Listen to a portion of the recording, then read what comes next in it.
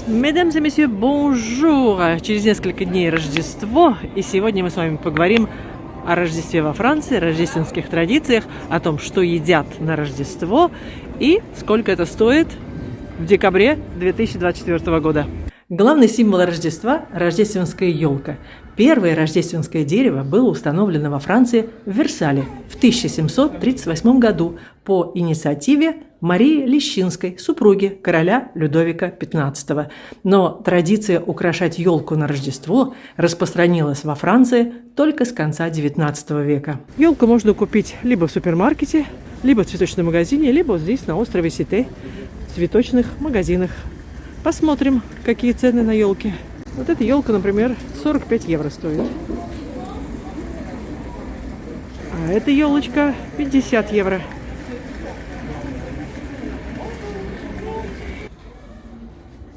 Елка поменьше 35 евро.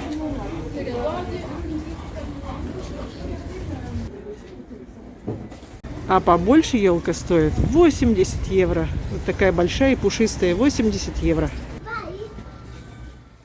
Рождеству предшествует Адвент. Адвент от латинского adventus – пришествие. Предрождественский период – время ожидания пришествия Христа. Главным символом Адвента является еловый венок. Он символизирует ожидание Рождества. Венок может быть живым или искусственным и состоит из веток ели, украшенных свечами. С давних времен в канун Рождества во Франции было принято делиться пирогом с бедными. Добрая традиция сохранилась, и обычно на Рождество принято совершать благотворительные пожертвования, передавать одежду и подарки нуждающимся. Неотъемлемая часть праздника во Франции – это рождественские базары. Такие ярмарки проводятся с ноября по декабрь во всех европейских странах, не только во Франции. Обычно на ярмарках продают местные деликатесы, елочные украшения, праздничные сувениры. Часто на рождественской ярмарке можно покататься на катке или колесе обозрения, а иногда даже стать зрителем уличного спектакля. Рождественские ярмарки работают обычно до 29 декабря.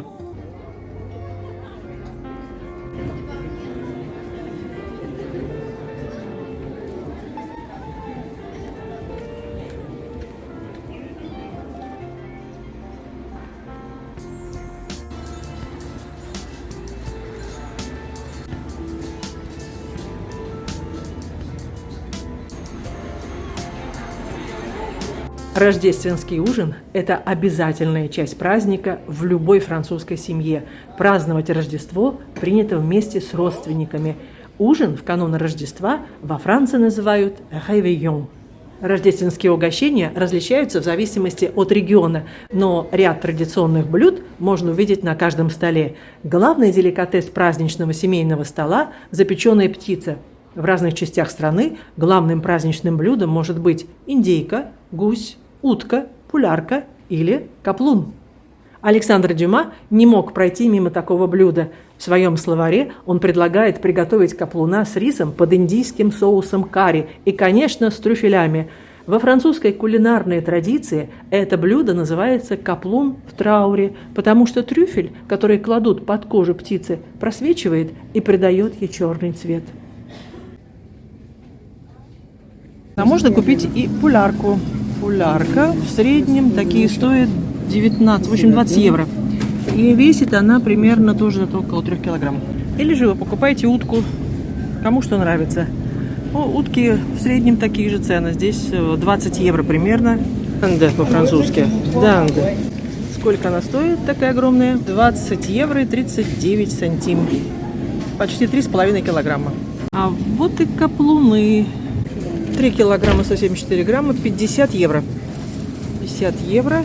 По-французски говорят «шапон фермье». Вот эти подешевле стоят. Посмотрим, сколько они стоят. 38,97, 34. В среднем вот такие цены. Обычно это 3 килограмма, чуть побольше 3 килограмм. Первоначально каплун был римским творением. Чтобы обойти закон, запрещающий более одной пулярки на пир, римляне решили кастрировать молодого петуха и откормить его. И вот 2000 лет спустя каплун остается популярным блюдом в праздничных меню. Каплуна откармливают зерном, а в последние месяцы даже молоком и молочной сывороткой. Причем больше не выпускают его на травку, а держат в помещении для того, чтобы он стал пожирнее. Кроме птицы, на французском рождественском столе всегда присутствуют и морепродукты. Крабы, лангусты, лангустины, устрицы, креветки и, конечно, омары.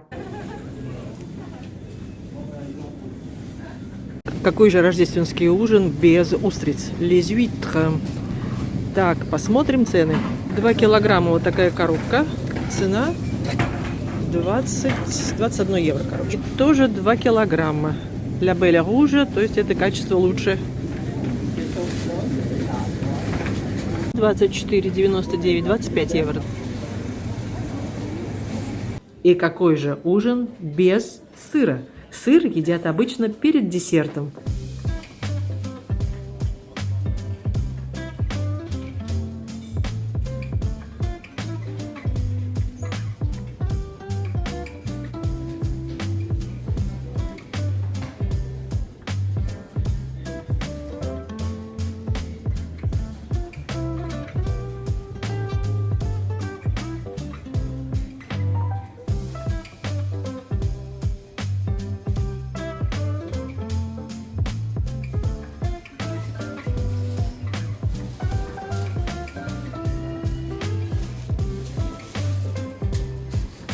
И какой же рождественский ужин без фуагра? Фуагра в дословном переводе означает «жирная печень». Слово «фуа» – печень, «гра» – «жирный».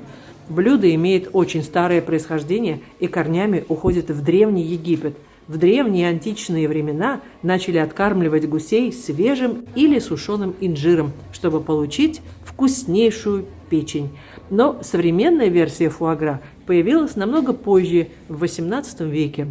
Фуагра – это не тертый паштет, каких во Франции делают великое множество, а цельная печень гуся или утки.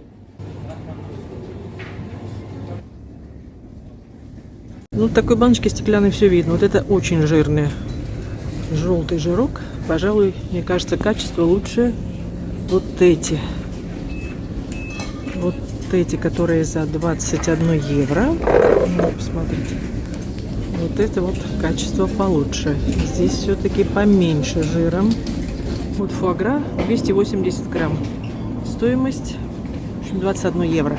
А здесь 300 грамм. 300 грамм стоит 24,95. Вот это фуагра 26,90. Это отличный подарок. Фуагра, бутылка красного из Гаскони. И стоит этот набор 26,50. Традиционный рождественский десерт – бюш де Ноэль – рождественское полено. Причем здесь полено? Традиция эта появилась еще в языческие времена. В дни зимнего солнцестояния в очагах жгли бревно огромного дерева, дабы задобрить богов в надежде на хороший урожай Нового года. И вокруг камина собиралась вся семья, от мала до велика. На юге Франции чаще использовали полено плодового дерева, сливы или вишни, а на севере Франции это был бук или дуб. На следующий день возле камина детвора находила пакетики со сладостями, орехи, засахаренные фрукты, и, подбирая сладости, дети верили, что это полено постаралось для них, а золу собирали и хранили в доме весь следующий год для защиты от всякой нечисти. В XIX веке большие камины исчезают, их заменили металлические печки. Вот в это время рождается традиция рождественского десерта в форме полена.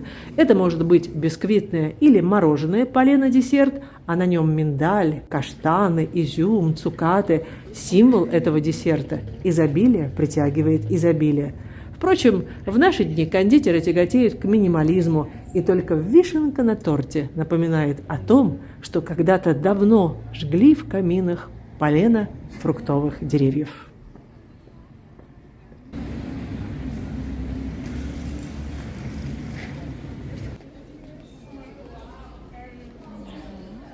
знаменитые эскаргот де Бургонье. 6 штучек стоит 12 евро, 12 штучек 20 евро. Очень вкусно, кстати. После праздничного ужина верующие идут в церковь на службу. Ну а 25 декабря многие уже выбрасывают елки и уезжают в отпуск на каникулы. Парижане обычно едут кататься на лыжах, либо на море. И хочу ответить на вопрос, много ли туристов приезжает на Рождество.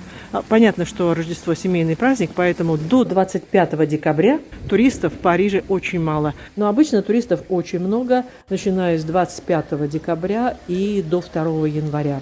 И если вы будете в Париже в начале января, вы не увидите ни рождественских витрин, ни рождественских базаров. 1 января – праздничный день, но 2 января – это обычный рабочий день. Спасибо, что были со мной, и до новых встреч на канале «О Франции не только». Пока!